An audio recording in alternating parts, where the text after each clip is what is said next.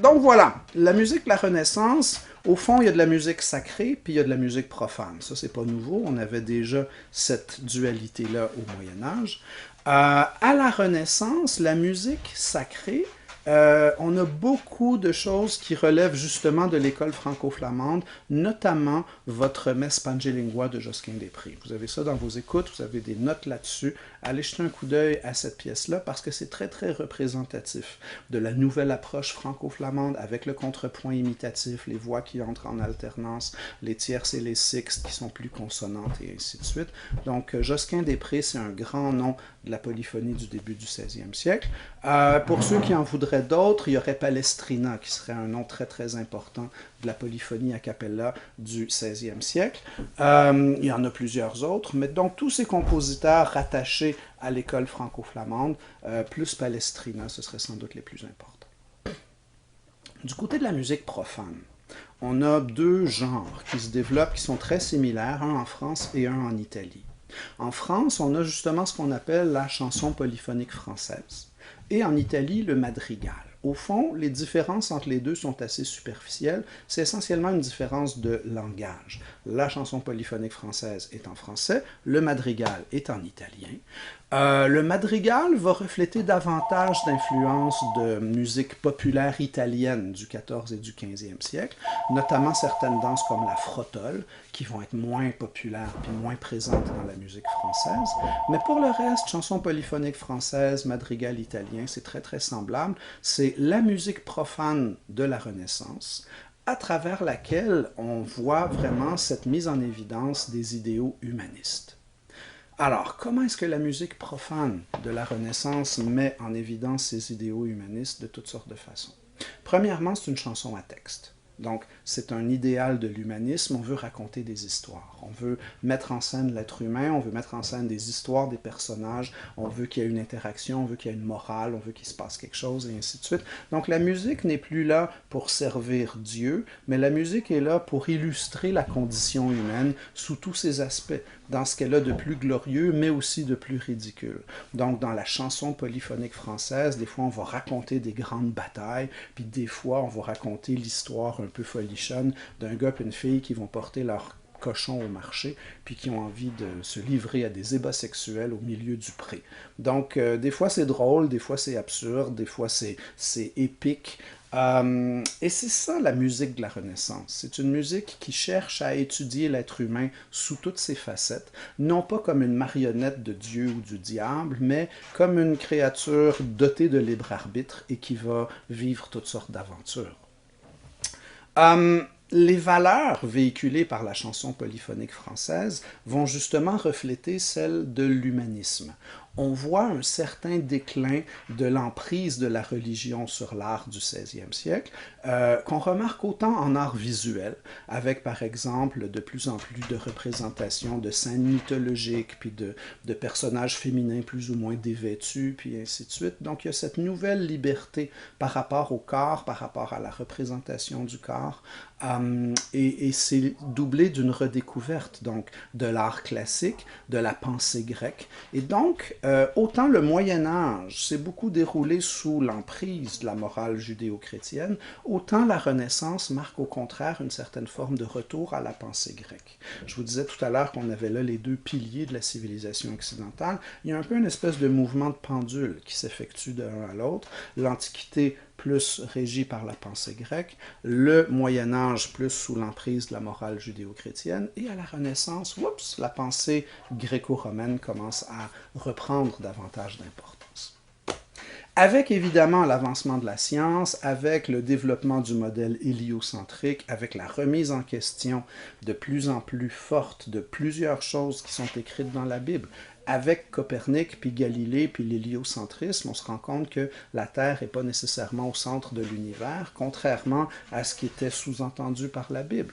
Donc, il va y avoir un conflit plus ou moins résolu, une espèce de dissonance cognitive entre le récit de l'univers tel que présenté dans la Bible et l'histoire de l'univers tel que l'observation et la pensée scientifique tendent à l'interpréter. Donc une espèce de conflit entre la foi et la raison qui va rester importante dans l'art et dans la pensée et dans la culture occidentale pendant plusieurs siècles. Mais donc voilà, qu'est-ce qu'il y a d'important à la Renaissance? La chanson polyphonique française, l'école franco-flamande, le madrigal italien. Ce madrigal italien qui d'ailleurs va être l'ancêtre direct de l'opéra. C'est une des raisons pour lesquelles il est historiquement significatif. La chanson polyphonique française qui, elle, va de plus en plus mettre en évidence l'homorythmie, donc les accords, donc la verticalité, ce qui fait qu'on approche vraiment de l'apparition du système tonal. Quand on va arriver à la fin du 16e siècle, début du 17e, on est vraiment à la charnière entre la Renaissance et le baroque, et on est également musicalement à la charnière entre musique modale et musique tonale. Et on va voir de plus en plus cette polarisation sur la sensible qui veut aller se résoudre sur la tonique, même en mode mineur, d'où l'apparition du mineur harmonique. Et quand on a cette prédominance de la relation sensible-tonique, même en mineur, on n'est plus dans un mode, on n'est plus dans du éolien avec un sol bécard qui va se résoudre sur le la, mais avec le sol dièse qui monte sur le la, c'est une vraie fonction dominante. Et à partir du moment où on a ces fonctions dominantes qui vont se résoudre sur des fonctions toniques, même en mineur, on peut dire à ce moment-là, oui, qu'on est vraiment dans de la musique tonale. Donc ça, c'est une charnière très, très importante dans l'histoire de la musique, 1600. Okay? La frontière entre le 16e et le 17e siècle, ça correspond exactement à la création du premier opéra. Octobre 1600, mariage de Marie de Médicis avec le roi de France, et donc on va présenter un opéra à ce moment-là. Et l'opéra change énormément de choses dans l'histoire de la musique. D'une part, les instruments ont une importance beaucoup plus grande. D'autre part, les accords ont une importance beaucoup plus grande. Et finalement, au lieu d'avoir 4, 5, 6 voix qui chantent en même temps, on va souvent avoir une voix qui chante avec un accompagnement instrumental. Donc, en gros, on passe d'une texture polyphonique contrapuntique à une texture de mélodie accompagnée. On a une mélodie, puis des accords qui bougent en dessous, ce qui est encore comment l'immense majorité des pièces musicales qu'on écoute aujourd'hui sont conçues et sont structurées. Donc, on arrive dans le baroque. Okay, à partir de 1600, avec la création du premier opéra, je vous ai peut-être parlé de ce fameux acronyme OVO-MAST, donc opéra, violon, orchestre, mélodie accompagnée, système tonal. Ce sont les grandes nouveautés qui font apparition au début du 17e siècle et qui vont changer et tout. Donc le violon en Italie d'abord, surtout, nouvel instrument, promis évidemment à un avenir brillant, tant comme instrument solo, que comme instrument de musique de chambre, que comme instrument d'orchestre, que comme instrument d'accompagnement à l'opéra. On va voir se développer très vite une école italienne du violon. Les plus grands professeurs, les plus grands virtuoses, les plus grands luthiers vont se retrouver en Italie. Et il va y avoir plusieurs noms. Ça commence avec Marini qui va publier les premières sonates de violon. Par la suite, il y a Corelli, il y a Locatelli, il y a Vivaldi, il y en a plein comme ça. Mais donc, cette école italienne du violon devient une des plus importantes écoles de musique instrumentale de l'époque baroque et va concrétiser l'apparition notamment du concerto, une œuvre dans laquelle il y a un ou quelques solistes qui vont dialoguer avec un orchestre. Mais également la sonate, comme je disais tout à l'heure, la sonate qui est une pièce pour un ou deux instruments, généralement un violon et un instrument comme le clavecin qui peut faire des accords, qui peut accompagner. Et donc voilà, le baroque correspond vraiment à la fois à l'apparition de la musique tonale, mais aussi à une spectaculaire éclosion de musique instrumentale. Parce qu'à la Renaissance, on avait énormément de musique vocale, très souvent a cappella. Les instruments servaient pour accompagner la danse, mais il y avait très peu de musique instrumentale d'écoute pure, si vous voulez, alors qu'au baroque, cette pratique-là va se généraliser. Dans l'orbite de l'opéra, il y a plusieurs transformations qui vont suivre leur cours. L'apparition des violons, l'apparition des orchestres, l'apparition des accords, de l'harmonie fonctionnelle, l'apparition du système tonal. Et même la création d'introductions à l'opéra, des introductions orchestrales avant l'ouverture du rideau. On va jouer une pièce à l'orchestre qui s'appelle l'ouverture de l'opéra. On va voir deux grands modèles d'ouverture se développer, l'ouverture française, l'ouverture à l'italienne. Et l'ouverture à l'italienne est très importante parce que quelques décennies plus tard, elle va devenir l'ancêtre de la symphonie. Donc les symphonies de Mozart, de Haydn, de Beethoven ont pour origine les introductions orchestrales que l'on jouait au début des opéras. Donc vous voyez à quel point l'opéra va être une espèce de générateur de nouveautés et de modifications dans l'histoire de la musique. L'opéra, c'est vraiment la grande histoire de ce qui se passe autour de 1600, ce qui concrétise à la fois ce passage à la mélodie accompagnée, mais aussi le passage donc du modal au tonal. Un compositeur chez qui cette gradation-là est flagrante, c'est Claudio Monteverdi. Monteverdi a eu une carrière très longue, qui a chevauché le 16 et le 17e siècle, et les premières œuvres de Monteverdi sont très renaissantes. Ce sont des madrigaux a cappella à 5 voix d'égale importance, tout à fait dans la tradition renaissante. Et les dernières œuvres de Monteverdi, vous pouvez écouter par exemple le combat de Tancrède et Clorène, c'est ce qu'il appelait un madrigal dramatique. Il y a 3 voix qui chantent jamais en même temps. Il y a un narrateur, il y a Tancrède, il y a Clorène, ce sont carrément des personnages. Et ils sont faits pour être mis en scène avec décors et costumes, accompagnés par un orchestre. Et la musique est très dramatique et très théâtrale. La déclamation de la voix est à moitié chantée, à moitié récitée. Encore là, on est très proche du théâtre. Donc, une œuvre comme le combat de Tancrède et Clorène est très, très, très différente de la pratique du madrigal renaissant. On est vraiment rendu dans de la musique baroque, dans la conception du rythme, dans les changements de tonalité, de tempo, d'atmosphère, etc. On est vraiment dans quelque chose de très théâtral et de très opératique.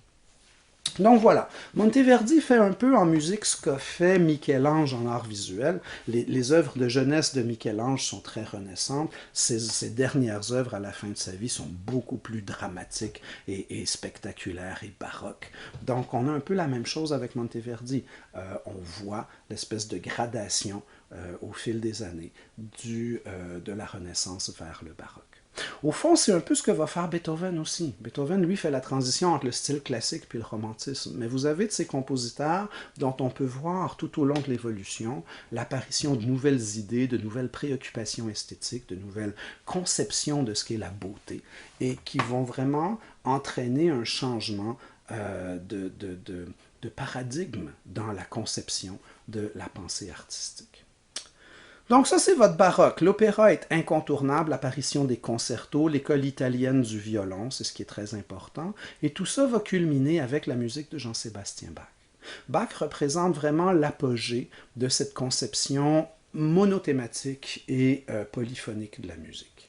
Bach ne fait pas beaucoup d'innovation. Ce n'est pas un compositeur avant-gardiste. D'ailleurs, à sa propre époque, ses contemporains le trouvaient un peu vieillot puis un peu dépassé dans ses conceptions musicales.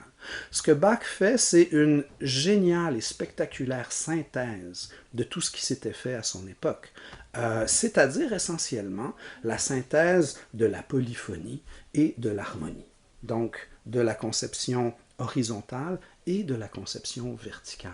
Il va faire des fugues qui sont un peu comme des canons de Frère Jacques, mais fois 20 en termes de complexité, donc basé sur la superposition perpétuelle d'une mélodie à elle-même, mais en plus, on peut prendre les partitions de ça et en analyser les accords.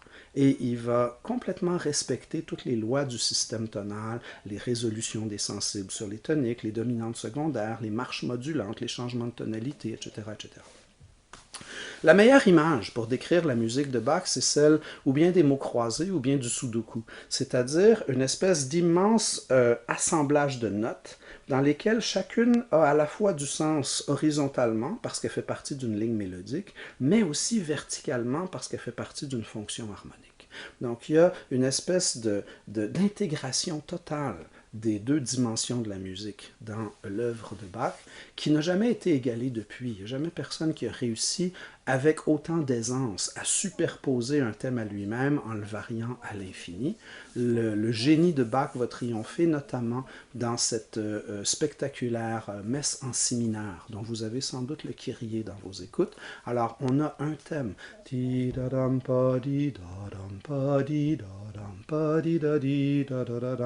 se superpose à lui-même, à lui-même, à lui-même. Des fois, c'est dans le grave, des fois, c'est dans l'aigu, des fois, c'est aux voix, des fois, c'est aux instruments, des fois, c'est en mineur, des fois, c'est en majeur. Pendant 8 minutes de temps, il répète son thème et il répète jamais exactement 2 fois la même chose. C'est toujours un petit peu différent, il y a toujours une note un peu déplacée, une entrée qui change, puis ainsi de suite. Euh, mais donc c'est ça. C'est pour vous dire que Bach représente l'apogée de cette conception de la musique qui est basée à la fois sur le contrepoint imitatif, sur l'intégration des fonctions tonales verticales et aussi sur le monothématisme. Parce que la musique baroque, très souvent, est basée sur un thème. Et c'est cette conception-là qui va changer après la mort de Bach. D'ailleurs, même dans la musique des fils Bach, Carl Philipp Emanuel, Johann Christian, on voit apparaître des sonates qui sont bithématiques. Et ça, c'est la voie de l'avenir, parce que on a plus ou moins consciemment l'impression qu'on a un peu fait le tour du jardin avec ce contrepoint monothématique, et il y a de plus en plus de compositeurs qui, en cours de route, vont introduire un nouveau thème. Au début, ça ne fait pas l'unanimité. Il y a des gens qui vont trouver que c'est la pièce perd en unité. Il y a des critiques qui comparent les sonates bithématiques à un chien à 2 têtes. Ils vont dire, tu ne peux pas avoir 2 thèmes dans la même œuvre musicale. C'est comme un chien qui aurait 2 têtes. Mais finalement, cette nouvelle conception-là va finir par s'imposer, par triompher. Et on va notamment la développer dans une nouvelle forme qu'on va appeler l'allegro de sonate, qui va triompher avec Joseph Haydn et l'apparition du style classique viennois. Au fond, la musique baroque était complexe dans sa polyphonie, mais relativement simple dans ses formes. Si vous revenez au Kyrie de la messe en si mineur, la forme est très simple. Après une introduction de 30 secondes, il y a un thème qui apparaît et il se superpose à lui-même pendant 9 minutes. Il n'y a pas vraiment de section contrastante. C'est constamment basé sur un thème principal et une idée secondaire. Par contre, on va voir de plus en plus apparaître dans le style classique une conception inverse. C'est-à-dire que, au lieu d'avoir une écriture très dense en termes d'empilage de voix une par-dessus l'autre, on va prôner une écriture qui est beaucoup plus simple. Une mélodie et un accompagnement. Mélodie accompagnée avec un accompagnement aussi léger, aussi épuré que possible pour vraiment mettre en avant-plan la mélodie qui devient vraiment l'idée principale et presque unique de l'œuvre musicale, mais par contre, cette mélodie-là, à un moment donné, oups, va changer de caractère, va changer de tonalité.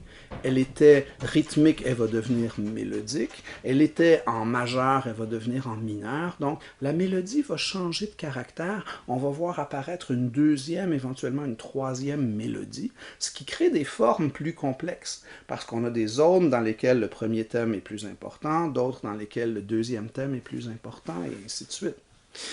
Donc, on remet beaucoup en question l'unité de la musique baroque. L'unité de la musique baroque était grandement régie par ce monothématisme. Ici, dans le style classique, on introduit des nouveaux thèmes en cours de route, des changements de caractère dans la musique. Si vous pensez à la 5e symphonie de Beethoven, le changement de caractère entre les 2 thèmes est spectaculaire. On a un premier thème en mineur qui est très agressif, qui est très colérique, qui a été comparé au destin qui cogne à la porte, ta-da-da-dam, etc. Puis vous avez votre deuxième thème qui est en majeur, qui est très lyrique, qui est très chantant, qui est très serein. À la limite, il n'y a rien qui fait en sorte que peut bien aller dans la même pièce que okay? Donc, ça va être ça le défi des compositeurs du style classique viennois, caractériser les thèmes, les distancier, les rendre les plus individualisés possible, sans jamais compromettre l'unité de la pièce, sans jamais que l'auditeur ait l'impression que c'est 2 pièces différentes qui ont été raboutées ensemble. Comment on va faire ça? Entre autres avec le développement motivique. Les compositeurs du style classique viennois vont avoir l'idée géniale de faire reposer le thème sur un motif. Et ce motif-là, on va pouvoir le varier. Et non seulement on peut le varier, les compositeurs baroques faisaient déjà ça, mais dorénavant, il va être des fois en avant-plan dans le thème, et des fois caché en arrière-plan dans l'accompagnement. Parce que Pendant que dans la cinquième de Beethoven, on a le thème, le deuxième qui fait da-di-da-da-di-da-da-dam. Il y a les violoncelles et les contrebasses qui répondent da-di-da-da-da-pa-pa-pa-pum, da-di-da-da-da-pa-pa-pa-pum, da-da-ni-na, pa-pa-pa-pum, pa-pa-pa-pam, qui vient bien sûr de ta-da-da-da. Donc notre motif du thème 1 est présent dans l'accompagnement du thème 2. Et c'est là que c'est génial. C'est Haydn qui a inventé ça, sans doute. Et ça donne l'espèce de résolution d'un problème apparemment insoluble, un problème qu'on pourrait apparenter à la quadrature du cercle auquel étaient confrontés les compositeurs du style classique viennois, parce qu'ils se disaient comment est-ce que je peux introduire un thème différent tout en maintenant l'unité dans la pièce? Comment maintenir l'unité dans la diversité? C'était ça la question piège, la question clé du bithématisme. Comment préserver l'unité dans la diversité? La solution amenée par Haydn et reprise par Mozart et par Beethoven, c'est avec le développement motivique, en faisant en sorte que notre thème principal est basé sur un motif, lequel motif va pouvoir subtilement être recyclé dans l'accompagnement des autres thèmes, ce qui fait qu'on le perçoit subliminalement ou consciemment, mais il est toujours là et il crée justement l'espèce de fil d'Ariane qui nous conduit à travers le labyrinthe de la forme. On est toujours rassuré par cette espèce de présence plus ou moins prévisible du petit motif de 4 notes, qui même à la fin du thème de fermeture,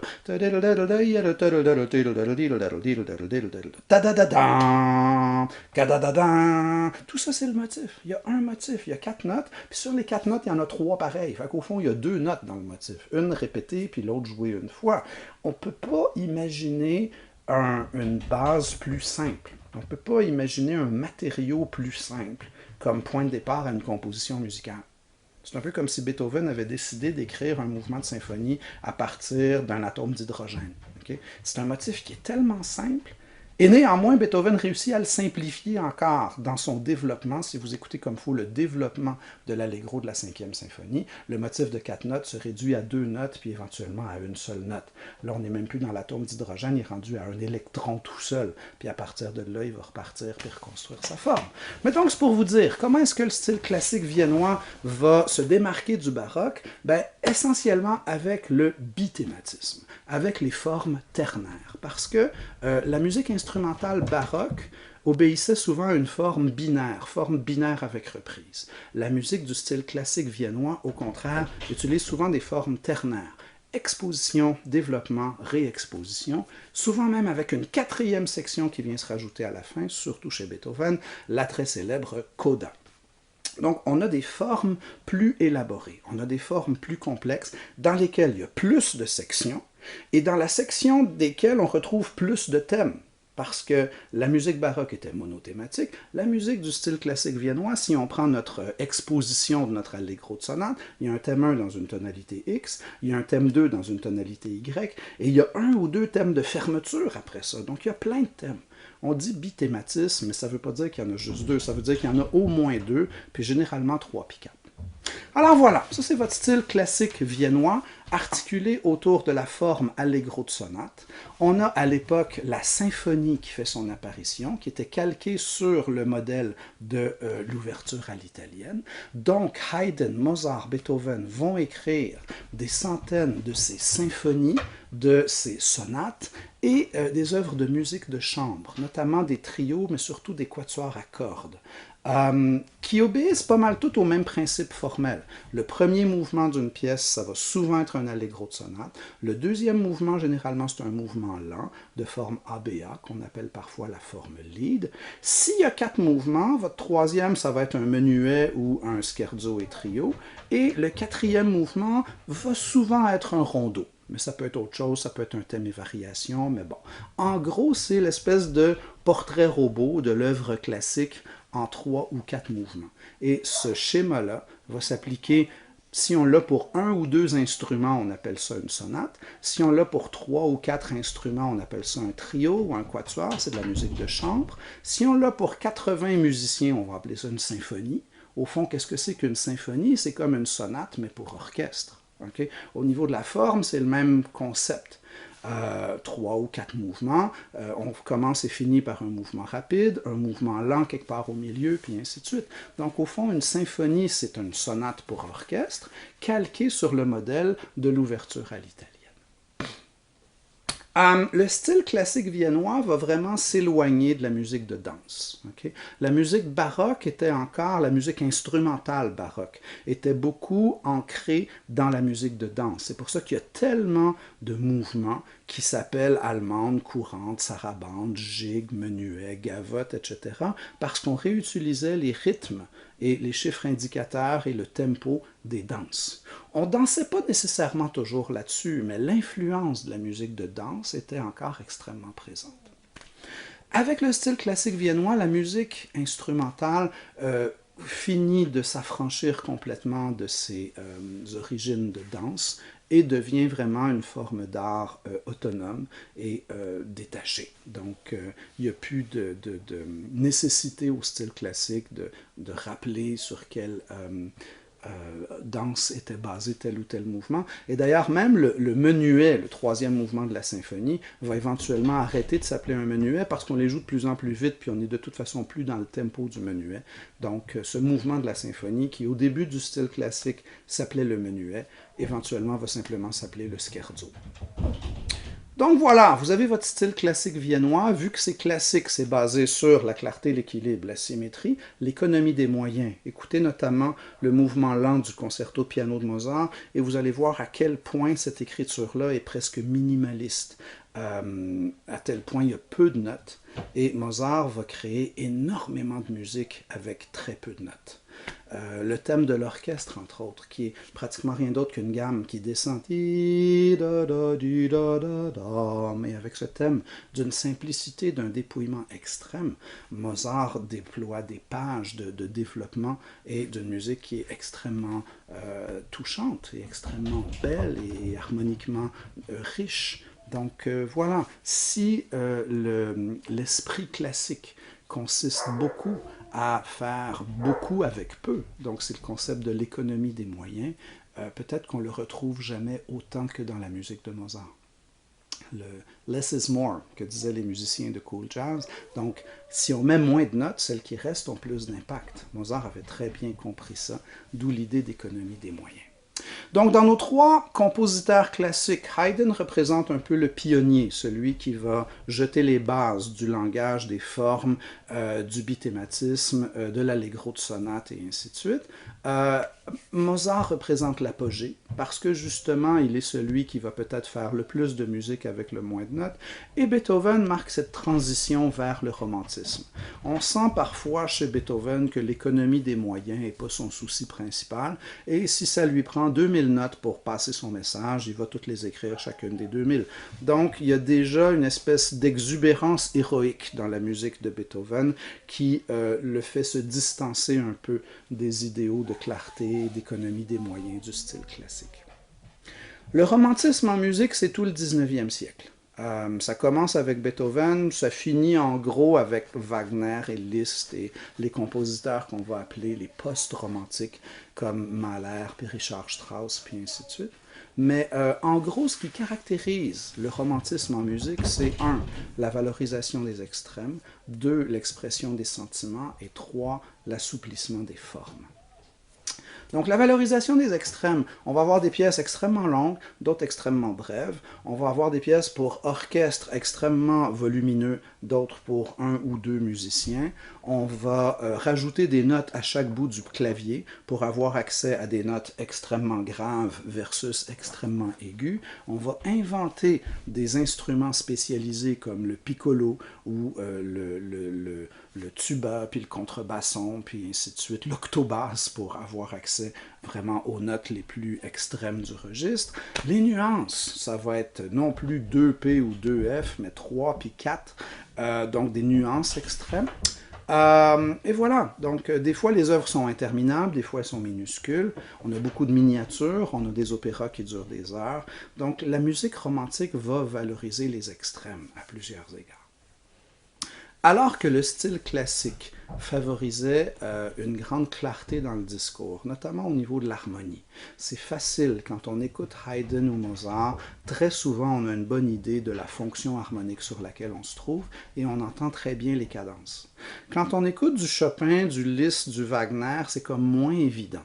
Il y a une espèce de mise en évidence, de chromatisme. L'harmonie ne se résout pas comme on s'y attendait. Il y a des choses étonnantes. Il y a une incertitude volontaire, soigneusement entretenue par le compositeur, à travers toutes sortes de procédés. Autant les classiques misaient beaucoup sur les fonctions tonales fortes et claires, 1, 4, 5, autant la musique romantique joue plus sur 2, 3, 6, 7, donc les degrés tonaux plus ambigus. On va jouer sur l'enharmonie, on va jouer sur le chromatisme, on va jouer avec toutes sortes d'outils qui permettent de maintenir cette espèce d'incertitude tonale qui fait partie du style romantique. Parce que justement, autant le 18e siècle, le rationalisme des Lumières valorisait la clarté, autant le 19e va souligner l'incertitude, l'irrationnel, l'inconnu, le mystérieux. Okay? Il y a une espèce de... Pensez à Edgar Poe, par exemple. Donc, il y a le fantastique, l'inexplicable. Il y a cette espèce de fascination au 19e pour les choses moins claires. Autant l'art du 18e, le rationalisme des Lumières, favorisait le happy end, puis la morale qui est sauve, puis les bons qui gagnent, puis ainsi de suite, autant le 19e est souvent beaucoup plus sombre, avec des histoires qui finissent mal, des histoires tragiques, des héros déchus, puis ainsi de suite. Donc, le romantisme va vraiment s'opposer au classicisme du 18e à plusieurs égards. Et on va voir apparaître au 19e comme deux courants différents et parallèles. Un qui se situe davantage dans le prolongement du style classique, donc des compositeurs qui vont continuer à écrire des sonates, puis de la musique de chambre, puis des symphonies. On peut penser à Brahms, par exemple. Et on a d'autres compositeurs qui, eux, vont vouloir tout réinventer.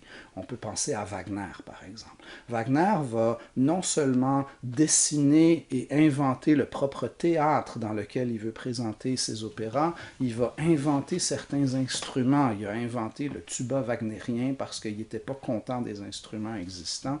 Donc, il va tout réinventer, Wagner. Il va créer ce qu'on a appelé le drame musical, qui est au fond l'opéra revu et corrigé par Wagner.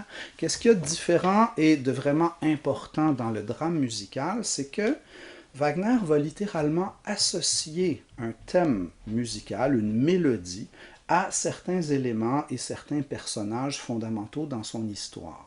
Il va appeler ça des leitmotifs. Donc, il va y avoir le thème de Tristan, le thème de l'amour, le thème du destin, le thème de Isolde, et ainsi de suite, de sorte qu'il peut utiliser son orchestre comme une sorte de narrateur.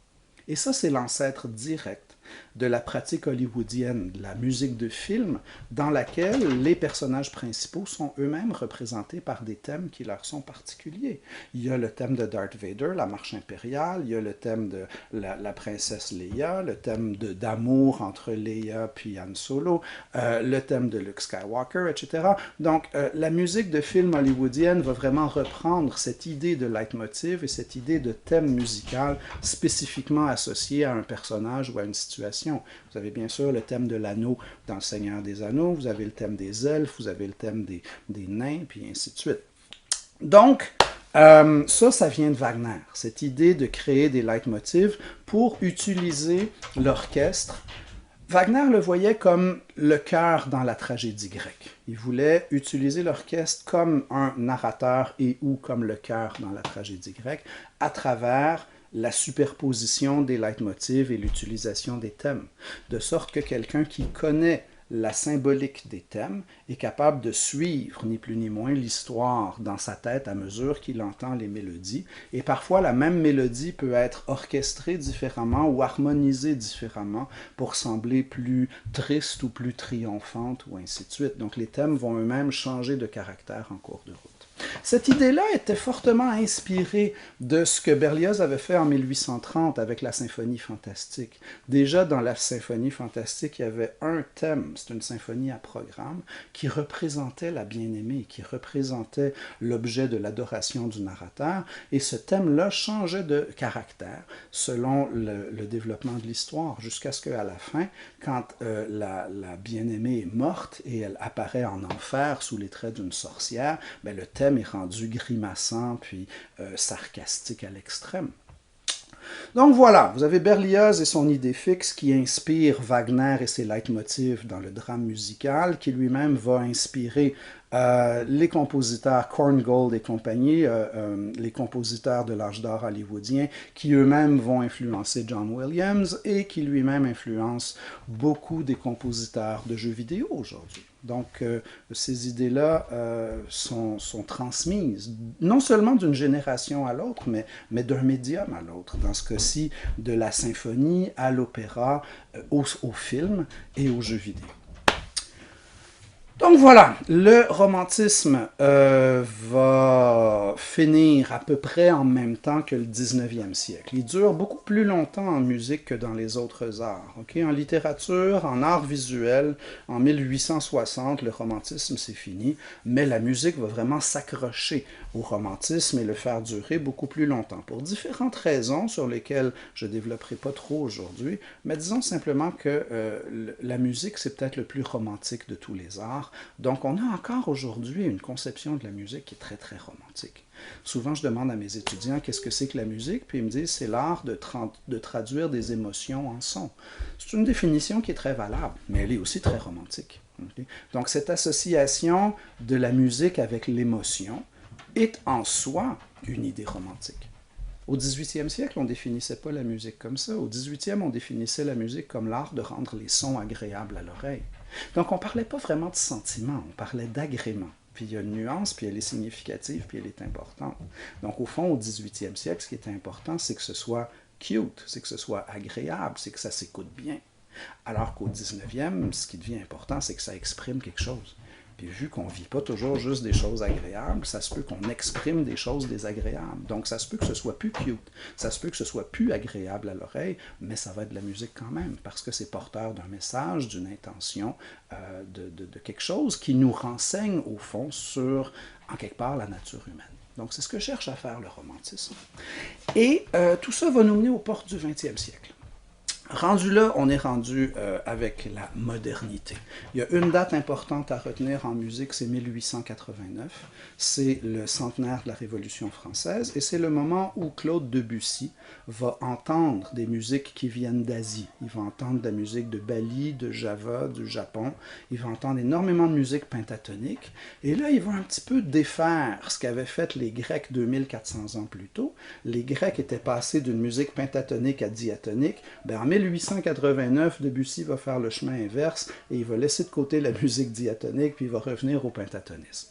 J'exagère un peu, je simplifie beaucoup, je tourne les coins ronds, mais il y a quand même un fond de vérité dans ce que je suis en train de vous dire. Il y a énormément de gammes pentatoniques utilisées dans la musique de Debussy et il va mettre de côté l'harmonie tonale fonctionnelle, les toniques, les dominantes, les chiffres romains et ainsi de suite, qu'on utilisait donc depuis 300 ans dans la musique européenne. Il va beaucoup se fier à son oreille, à son intuition. Il va enchaîner les triades de façon très libre. Il y a dans l'art moderne une nouvelle liberté qui cherche volontairement à mettre de côté les principes académiques. On voit ça d'abord en peinture, avec la façon dont les impressionnistes se démarquent des peintres académiques, mais on va le voir également quelques années plus tard dans la musique, avec la façon dont Debussy et Ravel vont volontairement mettre de côté les règles d'écriture des conservatoires pour écrire d'une façon nouvelle, plus intuitive, plus fraîche, plus spontanée, plus moderne. Ça va être l'impressionnisme. Et là, je ne vais pas tout redonner le cours sur musique et modernisme parce qu'il y a beaucoup trop de choses. C'est déjà en ligne, vous pourrez aller le voir. Mais en gros, retenons les trois grands compositeurs du modernisme musical, Debussy, Schoenberg et Stravinsky. Debussy, musique modale, il est le premier à mettre de côté l'harmonie tonale fonctionnelle. Schoenberg, le père de la musique atonale, le premier à écrire une musique dans laquelle les 12 demi-tons de la gamme chromatique se valent, et donc l'avènement d'un nouveau langage musical. Il y avait eu depuis le début de l'humanité, au fond, deux grands langages musicaux, la musique modale et la musique tonale. Schoenberg arrive avec une troisième option qui va être la musique atonale. Et finalement, Stravinsky, qui, avec le Sacre du Printemps notamment, va utiliser le rythme de façon tout à fait nouvelle. Il revient au rythme comme élément unificateur. Il va faire une musique basée sur des petits ostinatos, des petites cellules qui tournent sur elles-mêmes et qui s'emboîtent et qui se superposent. Et surtout, Stravinsky va superposer des éléments qui ne sont pas toujours dans la même tonalité. On va parler de polytonalité, de polyrythmie. Il y a une musique extrêmement complexe et extrêmement éclatée qu'on peut comparer au cubisme en art visuel. Le cubisme va souvent représenter des objets de plusieurs points de vue en même temps, comme une espèce de vue explosée de l'objet. Stravinsky fait la même chose avec la musique parce que l'œuvre est dans plusieurs tonalités différentes à la fois, ce qui présente une espèce de vue explosée de l'objet aussi.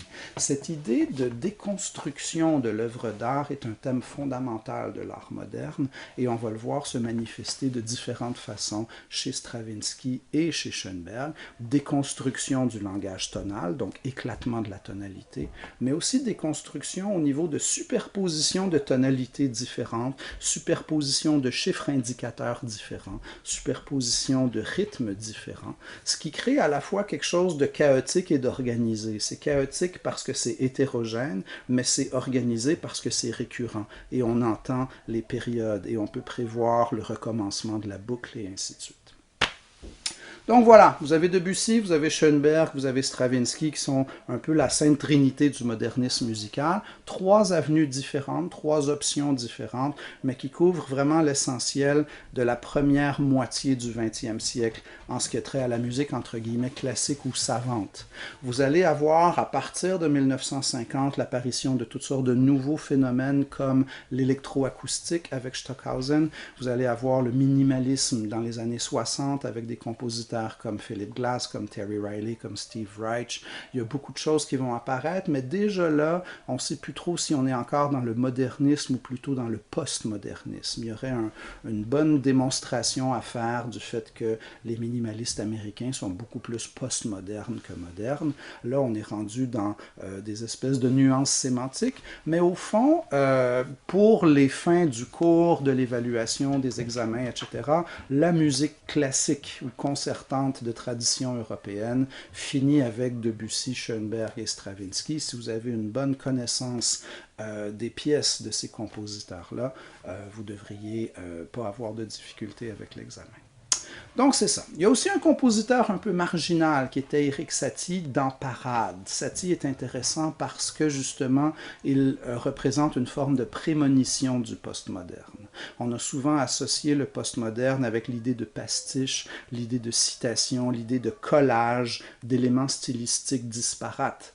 Et ça, on le retrouve déjà dans Parade de Satie en 1917. Donc 40 ans avant la naissance officielle du postmodernisme, il y a déjà cette espèce d'humour un peu irrévérencieux, il y a déjà cette absence de volonté d'unité stylistique dans l'œuvre, il y a cette idée d'intégration d'art populaire et d'art savant, parce que Satie avait été pianiste de cabaret, il a été très influencé par la musique de variété, la musique populaire, et il y a dans Parade des influences de musique de cirque, de musique de variété, etc. Donc, beaucoup des caractéristiques qu'on va éventuellement associer au postmodernisme sont déjà présentes dans la musique d'Erik Satie. C'est ce qui en fait, selon moi, un compositeur vraiment particulier dans son époque. En plein modernisme musical, lui était déjà postmoderne. En plus, le postmodernisme a souvent cette caractéristique de ne pas sembler trop se prendre au sérieux. Alors que l'art moderne, au contraire, manifeste souvent quelque chose d'assez sérieux, il y a une recherche de profondeur dans l'art moderne. Le postmoderne, au contraire, procède plutôt par provocation, avec humour, avec absurde, par absurdité. Et ça, on retrouve beaucoup ça dans la musique de Satie. Donc le postmoderne, en général, a tendance à la fois à intégrer l'art savant et l'art populaire et à se prendre un peu moins au sérieux que l'art moderne plus académique. Et ça, vous trouvez ça dans Parade d'Éric Satie. C'est la raison pour laquelle c'est, quant à moi, une œuvre vraiment très particulière. Alors ça, c'est la musique, disons, tonale classique de tradition européenne. Qui va s'étirer jusqu'à la première moitié du 20e siècle. Mais en parallèle à ça, vous aviez déjà eu tout l'essor de la musique afro-américaine avec le jazz et le blues. Je ne vais pas vraiment faire une revision de tout ça parce que les documents sont disponibles sur YouTube, vous pouvez aller les visionner. Mais retenons simplement d'abord qu'avec la Première Guerre mondiale, la dissémination des musiciens de jazz qui est liée à la fermeture des maisons de jeu, des salons, des lieux de déperdition morale de la Nouvelle-Orléans, va provoquer cet exil massif des musiciens de jazz. On se souvient qu'il y avait 4 ingrédients fondamentaux dans le jazz. Il y avait les rythmes syncopés du ragtime, il y avait cette orchestration de fanfares militaires, il y avait, c'était quoi le troisième? La présence de l'improvisation et les influences du blues. Donc ça, c'est les 4 choses à associer au jazz. Et donc, ces musiciens de jazz de la Nouvelle-Orléans vont quitter la Nouvelle-Orléans, vont se retrouver à Chicago, vont se retrouver à New York, dans les grands ports de la côte. Et c'est là que sont les studios d'enregistrement, c'est là que sont les meilleurs contrats, et ils vont disséminer le jazz un peu partout aux États-Unis. Avec les années 20, avec les années folles, c'est l'apparition de la radio, c'est l'apparition de l'enregistrement. Louis Armstrong va faire des enregistrements qui vont vraiment redéfinir le jazz dans la mesure où, au lieu d'avoir cette improvisation collective qui caractérisait les débuts du jazz, on a une musique de solistes accompagnés et les solos se prennent à tour de rôle, ce qui est vraiment une mise en forme du langage du jazz. Avec les années 30, on voit apparaître un style beaucoup plus orchestral, avec l'apparition notamment de Duke Ellington, de Count Basie, c'est l'apparition du swing, les grands orchestres, les sections instrumentales, la propulsion rythmique, les crush swing, le walking bass qui font leur apparition, jusqu'à la Deuxième Guerre mondiale, le swing et le jazz classique. Avec la fin de la Deuxième Guerre mondiale va apparaître le bebop avec Charlie Parker, avec Dizzy Gillespie, comme j'en parlais tout à l'heure en lien avec l'Ars Nova. C'est une musique qui est rapide, qui est syncopée, avec beaucoup de tension, de dissonance, de chromatisme, une musique imprévisible, donc liée à ce modernisme artistique. Le bebop va lui-même laisser la place au cool jazz, les deux vont coexister longtemps. Le cool jazz est une réaction plus nonchalante au bebop, dans laquelle on remet davantage l'emphase sur une certaine forme d'écriture, que ce soit avec des formes plus complexes, comme avec Blue Rondo à la turque, que ce soit avec davantage de passages écrits, comme dans le Birth of the Cool de Miles Davis, que ce soit à travers des recherches sur des mesures autres que le 4/4, avec justement le Time Out de Dave Brubeck. Le cool jazz va chercher d'une part à ralentir le tempo un peu hystérique proposé par les solistes de bebop. On revient à quelque chose d'un peu plus nonchalant, plus inspiré de Billie Holiday puis de Lester Young au niveau du phrasé laid back, au niveau de l'atmosphère générale, un peu 2 heures du matin, un peu nonchalante, mais avec plus d'écriture. Il y a souvent dans le jazz, dans la succession des courants, des styles principaux du jazz, un mouvement de balancier entre importance de l'improvisation versus importance de l'écriture. Vous aviez votre style New Orleans qui était très très improvisé. Vous allez vers le swing qui est beaucoup plus écrit, où les arrangeurs sont très importants. On retourne vers le bebop qui est beaucoup plus improvisé. Et ensuite, c'est le cool jazz dans lequel l'écriture a quand même plus d'importance. Et finalement, on va aller avec le free jazz puis le jazz modal dans lesquels il n'y a plus beaucoup d'écriture et c'est l'improvisation qui reprend le dessus. Le jazz fusion pourrait sans doute, on pourrait faire un cas voulant que dans le jazz fusion, l'écriture soit plus importante, avec les riffs, avec les formes plus complexes et ainsi de suite. Donc, il y a cette idée-là. C'est sûr qu'il y a des contre-exemples, mais on peut voir dans l'évolution du jazz une certaine forme d'alternance entre des courants dans lesquels l'improvisation est plus mise de l'avant et d'autres dans lesquels l'écriture est aussi importante.